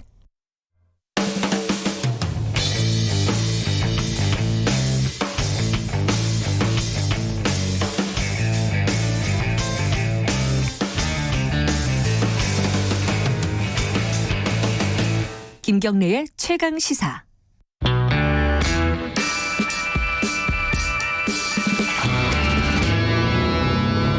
더 이상 웨이팅은 없다. 박대기의 고속 경제. 박대기의 고속 경제. 모든 코너들 중에 시작하는 음악이 가장 멋진 코너인 것 같습니다. 자, 박대기 기자 나와 있습니다. 안녕하세요. 네, 안녕하세요. 지금 오늘 비대면 진료, 원격 진료, 원격 의료 이런 얘기를 갖고 오신 건데 좀 헷갈리는 게 비대면 진료, 발음도 안 되네. 비대면 진료하고 원격 진료하고 원격 의료하고 이게 개념들이 다른 거예요, 같은 거예요? 이게? 이제 같다고 보시는 분들도 있고요, 다르다고 보는 분들. 다르다고 생각하는 사람도 있어요? 네, 일단 이제 현 정부에서는 지금 다르다고 보고 있습니다. 그래요? 왜냐하면 이제 현 정부에서는 과거에 야당 시절에는 원격 의료를 반대했었기 때문에 이제 다시 꺼내는 마당에 원격 의료라는 이름 그대로 쓸 수 없기 때문에 지금 이제 비대면 의료 또는 비대면 진료라는 말을 쓰고 있습니다. 그리고 청와대는 추진을 하겠다라고 수차례 밝힌 거죠, 이미. 네, 그죠? 그렇습니다. 어떤 내용이었어요? 최근 상황을 보면요. 지난달에 국무회의에서 문재인 대통령이 일자리를 위해서 한국판 뉴딜을 추진하자 이러면서 비대면 의료 서비스를 한국판 뉴딜 중 하나로 이제 예를 들었고요. 또 취임 3주년 특별연설에서도 비대면 의료라는 얘기를 좀 꺼냈습니다. 그리고 최근에는 13일 김현명 청와대 사회수석이 오늘 뗐습니다. 원격 의료에 부정적인 입장이 많았지만 최근에는 긍정적인 평가도 있어서 검토가 필요하다 이렇게 얘기를 했고요. 네. 바로 이튿날 관료인 김용범 기재부 1차관이 비대면 의료 도입에 적극 검토가 필요하다는 기존 입장을 지속 견지하고 있다 이렇게 받았고요. 그리고 성윤모 산업부 장관도 부작용 최소화 속 원격 의료가 활발히 진행될 수 있게 제도적 기반을 마련해야겠다 이런 말을 했습니다. 정부 입장은 다 이제 추진하겠다. 네. 간단하게 얘기하면은 그게 뭐가 됐든 비대면 진료가 됐든 비대면 의료가 됐든 원격 의료가 됐든. 근데 이제 이 얘기가 아까 누가 얘기했죠? 최근에는 긍정적 평가가 있었다. 김현명 사에서 이게 코로나 얘기죠? 네, 그렇습니다. 그죠? 이제 코로나19 때문에 이게 한번 이제 임시로 이제 시행이 됐는데요. 그동안 이제 전화 진료가 26만 건 있었습니다. 이 분석을 정확하게 해봐야 되겠지만 큰 오용 사례는 걱정했던 오용 사례는 없었고요. 그리고 이제 이 비대면 의료를 하게 되면은 아무래도 대형 병원에 많이 몰리게 된다 이런 가설이 있었는데 이번에는 한 10만 건 정도가 동네 병원에 몰리면서 26만 건 중에 10만 건을 그래서 그렇게까지 대형 병원에 집중되는 건 아니지 않느냐 이런 좀 판단을 정부에서 내리고 있는 것 같습니다. 뜻하지 않게 코로나 때문에 시범 사업을 해버리게 된 셈이 된 거잖아요. 네, 그렇죠? 대규모 시범 사업을 한 거는 거의 처음이니까요. 과거에도 시범 사업은 있었지만 다 소규모 소지역적으로 이렇게 했었고요. 정말 뜻하지 않은 상황인데 어쨌든 정부는 이걸 바탕으로 해서 긍정적으로 추진하자 이 얘기인데 근데 지금 약간 헷갈리는 거는 여당 민주당이 그렇게 여기에 적극적이지 않은 것 같아요. 그죠? 좀 떨떠름한 그런 표정인데요. 일단 그 멘트를 보면은 윤관석 민주당 수석 부의장 같은 경우는 이 구체적 정책으로 추진하거나 당정이 협의한 적이 없다 이렇게 밝혔고요. 그리고 조정식 정책위의장은 원격 의료를 본격 추진한 것과 별도 이야기다라면서 이 비대면 의료라는 용어가 맞고 원격 의료는 틀렸다 이렇게 말을 했습니다. 비대면 의료는 맞고 원격 의료는 틀렸다. 네. 그건 또 어렵네요. 근데 뭐가 다른지 아세요? 그 정부에서 구상하고 있는 비대면 의료에 대해서 딱 이거다라고 정부에서 정확하게 밝힌 건 없는데요. 좀 저희가 좀 해석을 하자면은 이렇습니다. 이 비대면 의료에는 원격 의료가처럼 이제 원격 전화나 아니면 이제 다른 디지털 기술을 이용해 가지고 멀리서 떨어진 환자에게 원격 진료하는 걸 포함해서요. 그 외에도 약을 배달해 준다든지 또는 아니면 이제 디지털 헬스케어라는 분야가 있습니다. 집에서 이제 그 치료를 받을 수 있는 그런 디지털 물건이라든지 이런 것들에 대한 규제를 많이 대폭 완화시키는 거 포함해 가지고 전체적으로 이제 원격으로 진료할 뿐만 아니라 다른 그 여타의 행위까지 다 포함한 그런 것이다라는 개념이고 특히 이제 원격 의료랑 좀 분리를 하기 위해서는 여기에 좀 상업적인 그런 거는 좀 많이 빼야 되지 않냐. 그렇게 하면은 원격 의료 반대했던 입장에서 이제 얘기를 했던 의료 의료의 민영화, 그다음에 의료의 뭐 민간화 뭐 이런 것들을 좀 막을 수 있지 않느냐. 근데 이게 비대면 의료하고요, 원격 의료가 있으면 그게 서로 간의 포함 관계는 아닌 거죠? 좀 다른 거죠? 이게? 예, 언뜻 보면은 이제 비대면 의료 안에 원격 의료가 들어가는 것 같습니다. 그런데 이제 거기서 이제 상업적인 부분 또 의료 민영화 부분을 뺀다고 하니까 약간 안 겹치는 그런 부분인 것 같습니다. 이게 이제 헷갈리는 것 중에 하나가 아까 박대희 기자가 언급을 해주셨는데 이 민주당에서 과거에 반대를 계속 해왔어요, 그죠? 네, 사실 이게 원격 의료가 처음 이제 얘기됐던 게 2000년부터인데요. 당시에 이제 김대중 대통령 정부였고요. 네. 그렇게 쭉 추진하다가 본격적으로 도입하려고 했던 게 이명박 정부 또 박근혜 정부 때였습니다. 그때 네. 이제 뭐 당시 야당에도 민주당에서 강하게 반대를 해서 결국 좌절을 시켰는데요. 이렇게 당시에 강하게 반대했던 이유는 이 원격 의료가 의료 민영화의 시발점이 될 수 있다 이런 판단 때문입니다. 네. 그래서 역사를 보면 2014년에 이제 원격 의료를 포함해서 네. 의료 민영화를 박근혜 정부에서 좀 강하게 도입하려고 하자 거기 의료 민영화 저지 특위가 민주당이 만들어졌고요. 그때 그 활동 일환으로 원격 의료 반대를 많이 했었고요. 당시 추미애 민주당 당시 의원이 2014년 발언하신 걸 보면은 원격 의료와 영리병원을 반대하는 내용은 민주당이 꾸준히 가지고 있는 정책의 기본 방향이다 이런 말을 했고요. 또 남인순 당시 의원은 원격 의료가 공공의료 강화라는 주장은 말도 안 되는 소리다 이런 발언도 했고요. 김용익 의원도 지금 이제 건보 이사장이신데요. 원격 의료 시범 사업 결과 경제성이 없었다 뭐 이런 발언도 하셨습니다. 그러니까 한 번에 지금 뭘 정부에서 추진한다고 같이 하자 이러기가 좀 힘든 상황이네요. 민주당 입장에서는 그렇습니다. 해놓은 말들이 많기 때문에. 네. 근데 이건 팩트 체크인데 문재인 대통령 대선 공약에는 어떻게 돼 있었어요 이게? 예, 문 대통령 대선 공약의 원격 의료 부분이 그 영리 의료 반대의 한 항목으로 들어가 있는데요. 네. 공약집 177페이지 이거 인터넷에 공개되어 있는 내용인데 보시면은 이런 내용이 있습니다. 원격 의료는 의료인과 의료인 사이의 진료 효율화를 위한 수단으로 한정한다라는 내용이 있습니다. 아하. 이 말은 이제 의료인과 의료인 그러니까 이제 의사들끼리나 아니면 의사와 간호사 사이에는 원격 진료가 가능해도 그 외에 일반인을 상대로는 원격 의료를 하지 않겠다 이런 뜻으로 해석되기 때문에 이 말대로라면 사실상 그 공약하고 현재 추진은 좀 어긋나는 면이 있습니다. 그러니까 이 부분들은 좀 정리가 필요하겠네요. 정부 차원에서도 그죠? 네, 공약하고 이제 당에서 어떻게 지금까지 발언을 했는가 이런 부분들은. 네. 그런데 지금 이제 뭐 그걸 떠나서 이 원격 의료를 하면서 계속 나온 얘기가 의료 민영화예요. 이게 같은 얘기는 아닌데 또 비슷한 측면이 있나 봐요. 이 얘기가 나오는 걸 보면. 네, 그렇습니다. 이 원격 의료하고 도입된다고 꼭 의료 민영화 안 되는 게 아니냐 이렇게 보시는 분들도 계신데요. 네. 이 원격 의료가 도입되면 의료 민영화 될 거다라고 보시는 분들은 원격 의료가 도입되면 아무래도 심리상 사람들이 큰 병원으로 쏠리게 되고 이 동네 병원들이 문을 닫을 수 있다는 것이죠. 전화로 할 거면은 가까운 데 갈 필요가 없으니까 그렇죠. 그렇죠. 이제 서울에 있는 상급 종합병원으로 가지 왜 우리 동네 병원에 가겠느냐. 거기서 이제 어차피 한 번만 처음에 방문하면 그다음부터는 전화로 계속 진료를 하면서 이 만성질환도 관리가 가능한데 굳이 우리 동네 병원을 갈 필요가 없지 않나 이렇게 되면은 결국 동네 병원들이 문을 닫게 될 것이고 큰 병원 위주로 돈이 많은 곳들 위주로 더 커지는 그런 현상이 벌어지지 않을까. 이게 그래서 의료 민영화의 이제 시발점이 아니냐 이런 얘기가 나오는 이유입니다. 우려가 되는 측면이 있긴 하네요. 물론 이번에는 그런 상황이 안 생겼다고는 하는데 이건 코로나라는 또 특수한 상황이잖아요. 또. 근데 어찌됐든 이런 우려가 있는데도 불구하고 민영화를 죄송합니다. 비대면 진료, 비대면 의료를 추진하는 이유가 있을 거 아닙니까? 그죠? 네, 그렇습니다. 이제 일단 정부에서 말하는 가장 큰 이유는 이제 코로나 때문에 벌어진 이제 거리두기 문제인데요. 지금 코로나가 좀 잠잠해지는 추세이긴 합니다. 우리나라에서. 그렇지만 분명히 2차, 3차 파고가 올 것이고 올해 안에 끝나기 어렵다라고 보는 여론이 그 전문가들 의견이 대부분이거든요. 그렇다면은 이게 장기화된다면은 우리가 이번에 시작했던 전화 진료라든지 이런 것들을 좀 체계화시켜 가지고 2차, 3차 코로나의 그 유행에 대비해야 되고 또 이런 비슷한 질병들이 또 벌어질 수 있다면은 이런 것들을 막기 위해서는 이 제대로 된 비대면 진료 시스템을 갖춰야 되겠다. 이게 하나지. 그리고 또 하나는 이제 경제 문제입니다. 최근에 이제 그 코로나 이후 경제, 포스트 코로나 경제를 얘기하면서 다양한 비대면 산업, 언택트 산업에 대해 얘기를 하면서 그중 하나로 의료도 언택트, 의료도 이제 비대면으로 뭔가 일자리를 창출할 수 있지 않을까 그런 기대가 있는 그런 상황입니다. 환자 입장에서는 어떻습니까? 이게 뭐 조금 편해지는 거 아닌가? 더 좋아지는 거 아닌가라는 측면도 분명히 있죠. 네, 서로 다 의견은 다르지만 다 인정하는 것은 비대면 진료를 하면 비용이 내려갑니다. 비용이. 예. 왜냐하면은 왔다 갔다 하는 교통비는 물론이고 시간 비용 그리고 아무래도 이제 그 관련된 비용들이 다 내려갈 수 있죠. 서로 경쟁하게 되는 측면도 있기 때문에 비용은 내려갈 것이다. 하지만 문제는 의료의 질도 함께 내려갈 수 있다.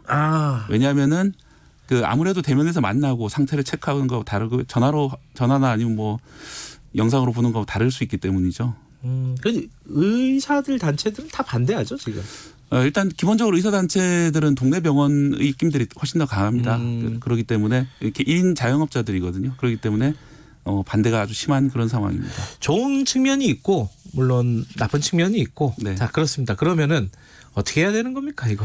네, 일단 지금 여당에서도 과거의 그 민영화의 초석이라던 그 원격 진료는 다르다 이렇게 발언했기 때문에요. 네.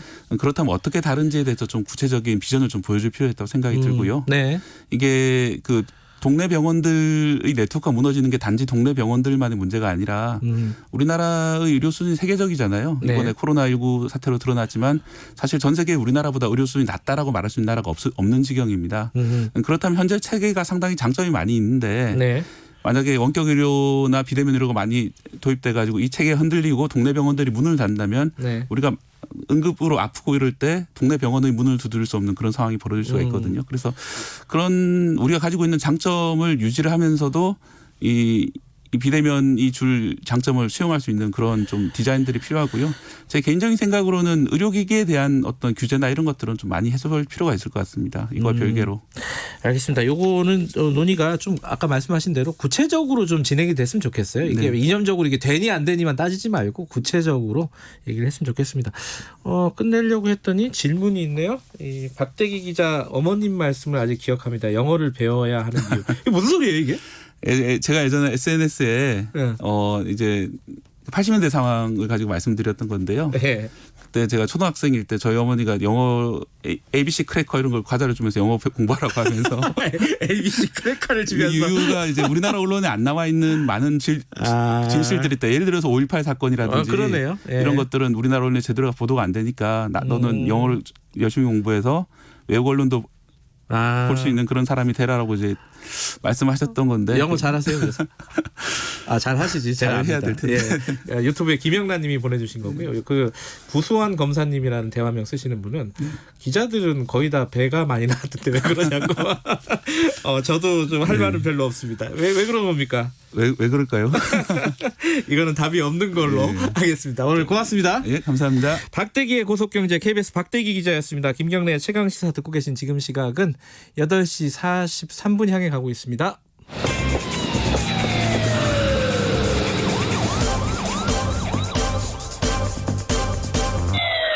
김경래의 최강시사.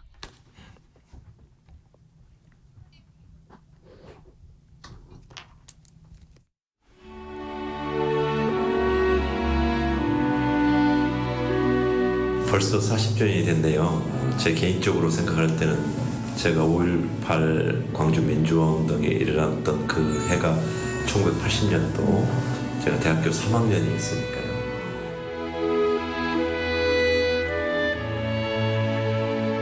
제가 1982년도에 4월 달에 니무리안에 위한 행기곡을 작곡을 했는데요. 그 당시에 광주에서 살고 계셨던 황석영 씨가 하루는 한번 다 모이라고 그러더라고요. 5.18 2주기가 앞으로 얼마 안 남았는데 기념하는 뭘 좀 만들어야 되지 않겠냐. 진과 깽가리 또는 기타, 북 이런 정도 뭐 아주 그야말로 원초적인 그런 악기들을 가지고 녹음을 시작했고 황석영 씨의 2층 서재에서 서재 그 창문을 곤용 담요로 가리고 빛이 나가거나 소리가 좀 덜 나가게 하려고 녹음을 시작했죠.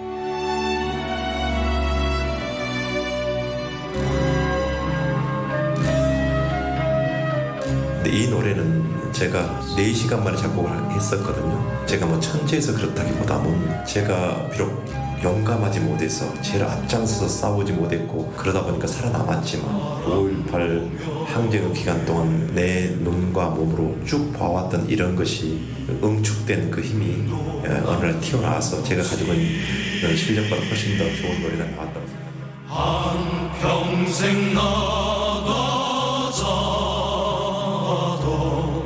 요즘에도 니무리한 행진곡을 부르면서 많은 사람들이 위로를 받고 심지어는 이 노래 부르면 울기도 하고 가슴이 먹먹해진다고도 하고 그렇습니다. 그것은 이 노래가 단순히 어떤 사람의 기술로 나온 것이 아니었고 돌아가셨던 300명 가까운 영령들과 또 구속당했고 부상당했던 3,000명이 넘는 그 시민들의 아픔이 이 노래 속에 들어있기 때문에 억울한 일이 있거나 이럴 때마다 이 노래를 부르면서 위로받고 또 거기서 힘을 얻지 않나. 40년이 지났으니까 이제는 이제 그만 좀 하고 있자. 절대 동의하지 않습니다. 이런 5.18과 같은 불행한 역사는 그래서는 안 되겠지만 반복될 수 있어요. 다음에 또 이런 정말 원치 않는 일이 또 발생한다 하더라도 우리 대한민국 국민들은 절대 거기에 굴하지 않고 싸우리라 그리고 이겨내려 하는 그 각오를 우리에게 주기 때문에 5.18 광주민주화운동은 기억해야 되고 니무리한 행진곡은 계속 불러야 한다고 생각합니다.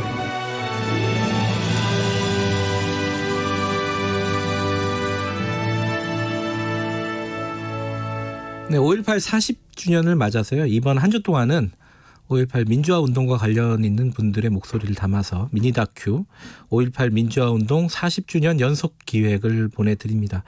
방금 들으셨던 목소리는 아시겠죠? 오늘 첫 시간 보내드린 목소리는 임을 위한 행진곡 작곡하신 김종률 작곡가의 목소리였습니다.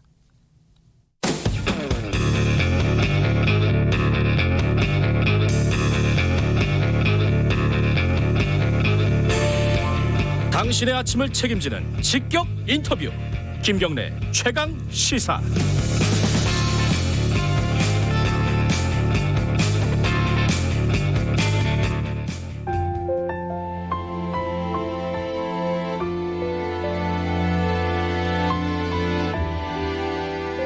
안녕하세요. 배우 박철민입니다. 오늘은 5.18 민주화 운동이 40주년을 맞는 날입니다. 5월 어머니들, 제 고향 강주에서는 정말 유명한 분들입니다. 1980년 5월 이후 강주에서 민주화 시위가 있을 때마다 어김없이 나타나 맨 앞줄에 섰습니다. 흰색 소복을 떨쳐 입고 태상 같은 기계로 무장한 어머님들, 정경들과 치열하게 대치한 어린 학생들을 감싸 안으며 이렇게 늘 한 말씀 하신다죠. 아거들아 물러나 있거라. 인자부터는 엄니들이 나설랑께. 네, 좀 전에 5.18 40주년 맞아서 미니 다큐도 보내드렸는데 KBS 1라디오에서는 5월 어머니들의 지난 삶과 새로운 도전을 담은 특집 다큐멘터리를 만들었습니다. 제목이 5월 어머니 희망의 꽃으로 피다. 근데 방금 박철민 씨 배우 박철민 씨 목소리로 들었는데요. 아그들아 물러나 있거라. 이제부터 엄니들이 나설게. 이 엄니들이죠. 예. 그리고 이제 가족들을 잃은 어머니들도 많고요. 그 어머니들 직접 광주에 가서 만나고 온 송지민 프로듀서 스튜디오에 모셨습니다. 안녕하세요. 안녕하세요. 광주는 가보신 적이 있나요? 이번 취재 말고? 취재 말고는 저는 부모님 고향이 부모님이 광주세요? 네. 그럼 뭐 잘 아시겠네, 그죠? 네. 이번에 그 어머니들 5월 어머니들이라고 보통 부르잖아요. 네. 그거 만나신 건 처음이었나요? 네, 직접 뵌 것은 처음이었습니다. 어떻습니까, 느낌이?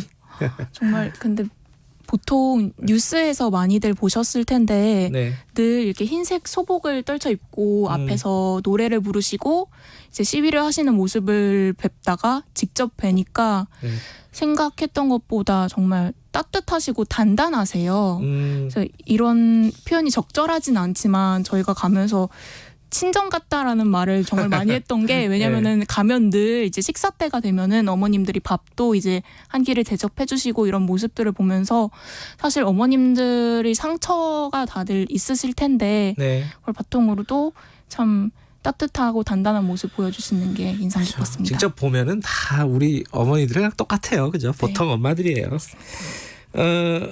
광주에서 여러 가지 행사들이 있는데 5월 어머니들이 생애 첫 전시회를 열었다고요? 네. 어떤 작품들이 있는 거예요, 거기에는? 거기 다양한 어머니들이 직접 그리신 그림과 조각들이 이제 전시가 되어 있는데요. 네. 어머니들께서는 지난 4년 동안 그 5월 어머니 집에서 미술 수업을 받아오셨어요. 그 수업 진행하셨던 정진영 작가의 도움으로 이제 지난 삶들의 기록들과 이뤘던 가족들의 이런 관련된 작품을 전시를 하고 계십니다. 네, 그 어머니랑 만났던 음성 잠깐 들어볼까요? 이것은 어찌냐면은 우리 신랑이 젊어서 돌아가셔서 마음이 항상 하루도 잊어버릴 날이 없어. 그래서 이제 가만히 생각해 본 게 새라도 되어갖고 홀로 날아다니면서 나부랑 같이 춤추고 다니면서 온 세계를 달아다니면서 재밌게 한번 살으라고 늘 돌아가셨어도 그런 마음으로 이렇게 이 새를 만들었어요. 나비를 그러니까 나비하고 같이 홀로 날아다니면서 온 세계를 다 돌아다니면서 못다 먹고 못다 입고 고생하고 젊어서 가셨으니까 그러기라도 하고 살으라고.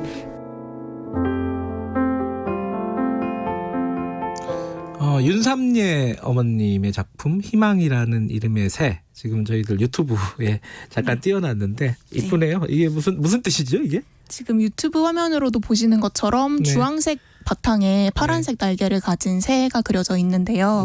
이제 윤삼래 어머니의 남편분 고 임수춘 열사는 80년 민주항쟁 당시 이제 그 가게 앞에서 본인 하시던 가게 앞에서 이제 사망을 잡혀 가셨는데 그렇게 만나지 못했던 남편이 새가 되어서 좀 세상을 날아다니면서 못 보았던 그런 좋은 모습들 보았으면 좋겠다라는 마음을 담아서 그리셨다고 합니다. 좀 뭐랄까 사연을 듣고 또 그림을 보니까 느낌이 좀 다르네요. 이 전시의 제목이 내 안의 그녀 5월 꽃이 활짝 피었습니다. 이게 어떤 뜻일까요? 네, 이제 내 안의 그녀 5월 꽃이 활짝 피었습니다라는 전시 제목을 보면은 내 안의 그녀라고 하면은 어머니들이 그동안 펼쳐 보이지 못하셨던 그런 40년 동안 묵혀두었던 소녀 개개인이 이제 미술 작품을 통해서 좀 드러난다는 의미가 있어요. 그래서 어머니들 그림을 보면은 밝은 색채로 이제 내 안에 소녀들을 그리신 그림들이 좀 많거든요. 아, 그래요? 네. 그리고 뒷부분 이제 5월 꽃이 활짝 피었습니다 관련해서는 전시회장 중간에 이 전시의 주제인 이 5월 꽃이 활짝 피었습니다라는 나무가 있는데요. 그 나무의 의미가 무엇인지 어머니들의 미술 수업을 지도하고 전시 준비에 도움을 주셨던 정진영 작가의 목소리로 직접 들어보겠습니다. 이거 제목이 5월의 꽃이 활짝 피었습니다예요. 우리 어머니들의 5월에 묻어두었던 옛날 꽃들이 새 꽃들, 새 열정들을 만나서 이렇게 활짝 피었습니다. 그래서 저는 이 작품을 좀 그 5월 40주년 민중항쟁 그 의미도 있거든요. 이제 꽃이 활짝 피어서 모든 게 다 해결이 되고 어머니들 마음에 있는 응어리도 좀 없어지고 엄마들이 이제 내년에는 더 많이 그리고 더 자유롭게 더 열정적으로 작업하라고.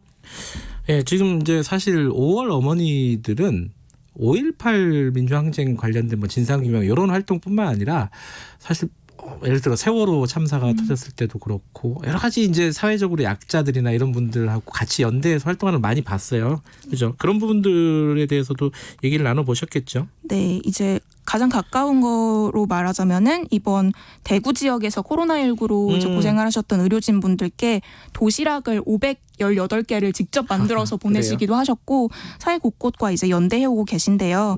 진도 팽목항에 이제 펼쳐졌던 펼침막에는 당신 원통함 내가 아오 힘내소 쓰러지지 마소 하는 어머니들의 현수막이 실리기도 했는데 그래서 저희가 이 현수막을 보셨던 세월호 어머니들 호성엄마 정부자 씨와 재욱엄마 홍영미 씨 직접 배웠습니다. 그 목소리를 차례로 들어보시겠습니다. 우리 5.18 어머니도 아마 그럴 겁니다.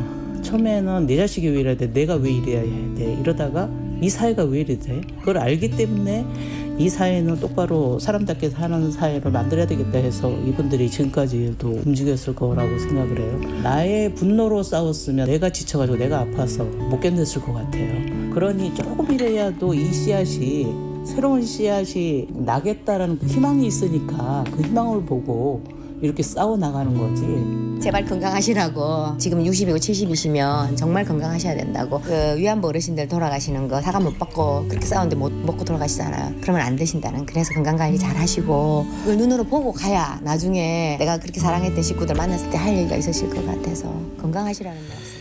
그러니까 80년 5.18하고 21세기에 벌어졌던 여러 가지 다른 일들, 비극적인 사건들하고 사실은 독립된 사건들이 아니라 다 연결되어 있는 사건이다라고 생각할 수도 있을 것 같아요. 사실 여러 가지 얘기를 저는 좀 개인적으로 듣고 싶은데 그거는 오늘 시간 관계상 허락하지 못할 것 같고 오늘 오후 3시 30분에 KBS 1라디오에서 5월 어머니 희망의 꽃으로 피다 이 다큐멘터리 전체 분량을 들으실 수 있습니다. 5월 어머니들의 지난 40년의 삶과 새로운 도전을 담은 내용이니까요. 많이들 봐주시고요. 고생하셨습니다. 이 얘기를 길게 나누지 못해서 좀 아쉽네요. 네, 감사합니다. 예, 다큐멘터리 꼭 들어주시고요. 자, 송지민 프로듀서였습니다. 마지막으로요.